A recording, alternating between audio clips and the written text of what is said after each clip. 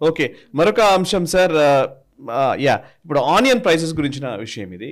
మహారాష్ట్రలో ఇది చాలా పెద్ద ఎత్తున ఇంపాక్ట్ క్రియేట్ చేసినట్టు కనబడుతోంది. ఎప్పుడైతే 2023 డిసెంబర్ నెలలో కేంద్ర ప్రభుత్వం ఆనియన్ ఎక్స్పోర్ట్స్ని బ్యాన్ చేస్తూ నిర్ణయం తీసుకుంది.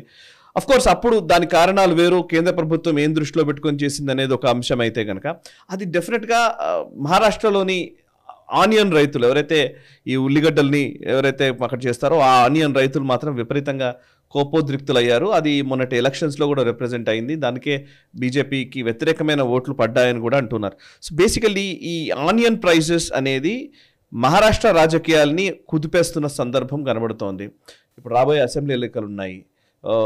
ఒకసారి ఇష్యూ ఏంటి అసలు చెప్పండి ఫస్ట్ సార్, ఇష్యూ చెప్పండి. అండ్ దాని తర్వాత ఆనియన్లో Maharashtra is a big producer of onions.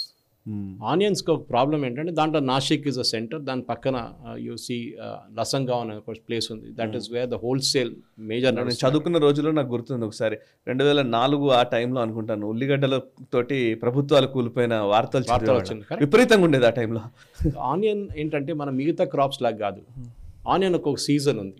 ఆ సీజన్లోనే మీరు ప్రొడ్యూస్ చేయొచ్చు. ఫర్ ఎగ్జాంపుల్ రబీ క్రాప్ అంటే మీరు మార్చ్ నుంచి మే దాకా ఉన్న హార్వెస్ట్ అంటే బయటకు వస్తున్నప్పుడు ఉల్లిపాయలు, ఆ టైంలో 60 to 70%, 65 to 70% అవుట్పుట్. అంటే మీరు 100% ఉంటే ప్రొడక్షన్ ఉంటే దాంట్లో 70% ఆ పీరియడ్లో వచ్చేస్తుంది. మీరు చూడండి, దాని తర్వాత రేట్లు తగ్గుతుంది. ఇప్పుడు after March to May, June, July దాకా రేట్లు తగ్గుతుంది. దాని తర్వాత మళ్ళీ రేటు పెరుగుతుంది, ఎందుకంటే వర్షాలు పడుతుంది, ఆనియన్స్ గెట్ స్పాయిల్డ్. అది కాకుండా నెక్స్ట్ క్రాప్ వచ్చేది అక్టోబర్ నుంచి మార్చ్ దాకా వెళ్తుంది. కానీ దాంట్లో 30% ఉంటుంది మొత్తం ప్రొడక్షన్ది. అంటే మేజర్ పార్ట్ ఉన్నది ఈ టైంలో, ఏది మార్చ్ నుంచి మేలో వస్తుంది. కానీ ప్రాబ్లం ఎక్కడ వస్తుందంటే భారతదేశంలో మనం ప్రొడ్యూస్ చేస్తుంది 20 నుంచి 25 మిలియన్ మెట్రిక్ టన్స్ ఉల్లిపాయలు, సాయి గారు.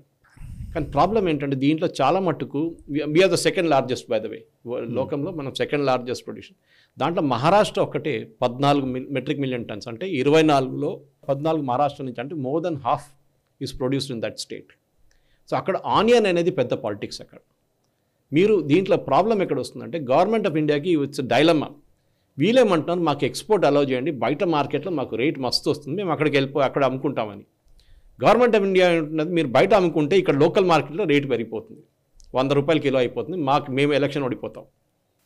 సో మేము బ్యాన్ చేయబోతున్నాం, మిమ్మల్ని ఎక్స్పోర్ట్ బ్యాన్ పెట్టారు. ఎలక్షన్ ముందు తీసేశారు, లోక్సభ ఎలక్షన్ ముందు తీశారు. కానీ ఏం చేశారు, మినిమం ఎక్స్పోర్ట్ ప్రైస్ పెట్టారు. మీరు ఇంత ఎక్స్పోర్ట్ ప్రైస్ పెడితేనే మీరు అమ్మొచ్చని. కానీ ఆ ఎక్స్పోర్ట్ ప్రైస్ పెట్టగానే వీళ్ళు ఇంటర్నేషనల్ మార్కెట్లో నాన్ కాంపిటేటివ్ అయిపోయారు. మిగతా రాష్ట్రాలతో కాంపీట్ చేయలేకపోతున్నారు ఆనియన్ మార్కెట్. మన దగ్గర చాలా రేట్ తక్కువ యాక్చువల్లీ. ఒక్కొక్కసారి హోల్సేల్ రేటు పడిపోయి 10 రూపాయల దాకా వచ్చింది అసలు మార్కెట్లో. కానీ మనకు అప్పుడు కూడా 25-50 రూపాయల కన్నా తక్కువ దొరకదు బయట. ఎందుకంటే ఎంటైర్ ఈ యొక్క మాఫియా నడిమిట్లో కూర్చుంది, which farm laws would have taken care of. But commission agents చూడండి, బోన్పల్లి మార్కెట్కి వెళ్ళే ప్రొడ్యూస్ 10 రూపాయలకి వెళ్తే బయటకు వచ్చే బోన్పల్లి మార్కెట్ నుంచి అది 25 రూపాయలకి వస్తుంది బయటికి, విత్ నో వాల్యూ అడిషన్. అదొక మాఫియా. ఇంకోటి ఏపీఎంసీ మాఫియా ఇంకోటి ఉంది, అది స్టేట్ గవర్నమెంట్ కూడా ఎంకరేజ్ చేస్తున్నారు. కానీ ఈ పర్టికులర్ ప్రాబ్లంలో బీజేపీకి చాలా పెద్ద హెడేక్ రాబోతుంది. డెఫినెట్గా దే షుడ్ టేక్ సంథింగ్. ఎందుకంటే ఎన్డీఏకి ఈసారి వచ్చింది 17 సీట్లు, అక్కడున్న 48 లోక్సభ సీట్లు మహారాష్ట్రలో వచ్చింది ఎన్డీఏకి.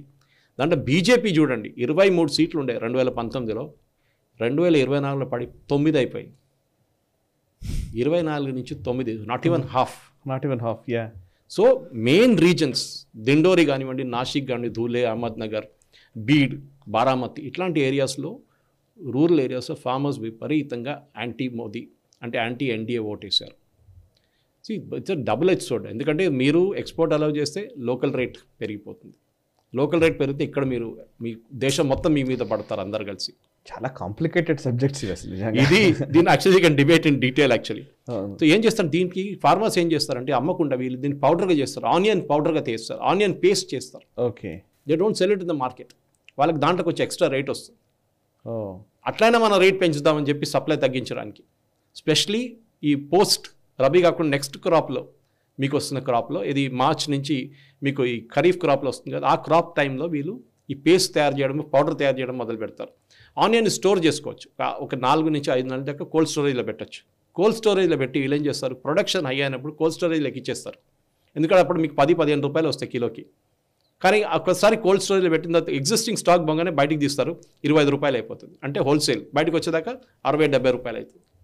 This is a very complicated subject. అంత ఈజీ కాదు.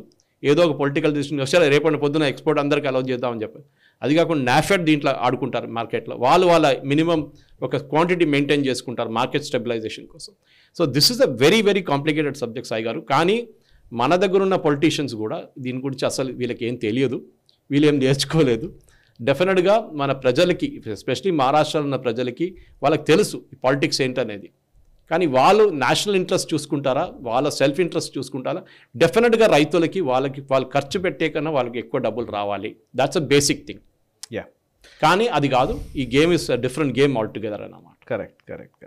Right sir, thank you very much Suresh Kochatla garu. చాలా విషయాలు మనం డిస్కస్ చేసాము. ఒక సజెషన్ ఇస్తాను మీరు క్లోజ్ చేసే ముందు.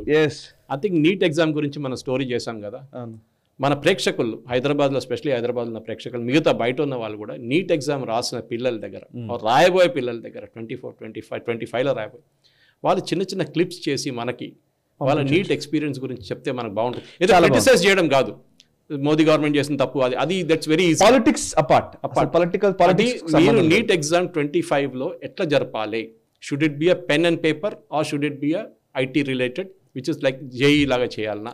అది కాకుండా ఈ చెప్పినట్ల మిగతా సజెషన్స్ కూడా ఎట్లా చేయాలనుకుంటారు? ఈ కోచింగ్ సెంటర్స్ మాఫియా అది ఉందా? Does it really exist? ఇదన్నీ అడగాల్సింది. చిన్న చిన్న క్లిప్స్ పంపిస్తే I think we can have a wonderful collection of views from across the body. మన ఆఫీస్ కూడా రావచ్చు కావాలంటే వాళ్ళు. ఖచ్చితంగా. సో మీరు ఈ వీడియో డిస్క్రిప్షన్లో నేను ఆ డీటెయిల్స్ ఏమైనా ఉంటే నేను పెడతానండి. మెయిల్ ఐడి మీరు నోట్ చేసుకోవచ్చు, nationalstub@gmail.com, లేదంటే వేరే మెయిల్ ఐడీస్ కూడా నేను ఇందులో పొందుపరిచే ప్రయత్నం చేస్తాము. దానికి మీరు వీడియో క్లిప్ చేసి దాన్ని పంపించండి. అండ్ నేషనల్ స్టెప్కి సంబంధించినటువంటి వాట్సాప్ నంబర్ కూడా మీకు స్క్రోల్ అవుతుంది. ఆ నంబర్కి మీరు వాట్సాప్ ద్వారా కూడా వీడియోలు పంపించవచ్చు. అండ్ అది ఎక్కువ నిడివి లేకుండా ఉండడానికి ప్రయత్నం చేయండి. అండ్ మీ సజెషన్స్, మీరు ఇచ్చే ఏవైనా సరే, మీరు ఏమనుకుంటున్నారో మీ అభిప్రాయాలు, వాటన్నిటిని కావాలంటే డాక్యుమెంట్ చేసి కూడా పంపించవచ్చు. Right sir? Yes, correct. That's all. Basically criticize చేయడం కాదు, క్రిటిసైజ్ చేయడం అన్నిటికంటే ఈజీ. అది అసలు దాన్ని మేము అవాయిడ్ చేస్తాం కూడా. క్రిటిసైజ్ చేయడమో లేకపోతే దాన్ని ప్రశంసించడమో, మోదీకి అనుకూలంగానో వ్యతిరేకంగానో ఇలా మాట్లాడాల్సిన అవసరం లేదు. ఫర్ ఎగ్జాంపుల్ వన్ థింగ్, మీరు ఒక సెంటర్లో ఉన్నప్పుడు, మీరు ఒక హైదరాబాద్ సిటిజన్స్ ఉన్నప్పుడు మీరు ఇంకొక సెంటర్లో వెళ్ళి ఎగ్జామ్ రాయొచ్చా లేదా? ఎందుకంటే సుప్రీంకోర్టు జడ్జ్మెంట్లో పాసిబుల్ అది రావచ్చు. So these kind of questions our student should answer. మనం కాదు, we are past that age. So ఆ పోయే 24, 25లో 25 ఎగ్జామ్లో ఎవరు ఎట్లా రాస్తారో దీని సజెషన్స్ ఇస్తే we can also send it to the ministry and other people also. Right sir, thank you very much Suresh ji. మంచిది సజెషన్ ఇది. అండ్ డెఫినెట్లీ ప్రేక్షకుల నుంచి కూడా రెస్పాన్స్ ఎలా వస్తుందో కూడా మనం చూద్దాం. వాటన్నిటిని మనం కూడా కంపైల్ చేసే ప్రయత్నం చేద్దాం. Thanks lot sir. ఈ వీడియో మీకు నచ్చినట్టయితే లైక్ చేయండి, 10 మందికి షేర్ చేయండి. అలాగే కామెంట్ల రూపంలో మీ అభిప్రాయాలను మాతో పంచుకోండి. Nationalist hub group of channels ను సబ్స్క్రైబ్ చేసుకుని తెలుగునాట జాతీయవాద జర్నలిజాన్ని ప్రోత్సహించండి. ఈ వీడియో కింద ఉన్న బెల్ ఐకాన్ పై క్లిక్ చేయడం మర్చిపోవద్దు.